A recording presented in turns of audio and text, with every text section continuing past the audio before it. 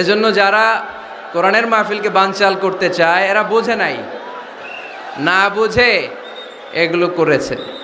আমরা তাদের জন্য দোয়া করি, কারণ আমাদের হৃদয়ে তাদের জন্য ভালোবাসা আছে না নাই? আজকে আসেন, আমাদের সাথে বসেন, দেখেন আমরা কোরআনের বিপক্ষে, আমার নবীর বিপক্ষে, আমার ইসলামের বিপক্ষে আমরা কোনো কথা বলি না, ঠিক কি না?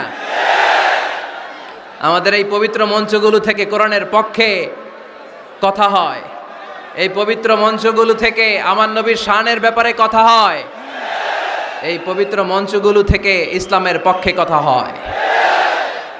তো যেখানে ইসলামের কথা হয়, কোরআনের কথা হয়, বিশ্বনবী সাল্লাল্লাহু আলাইহি ইসলামের বায়োগ্রাফি নিয়ে কথা হয়, কোনো মুমিন ওই রকম বরকতময় মজলিস বন্ধ করতে পারে?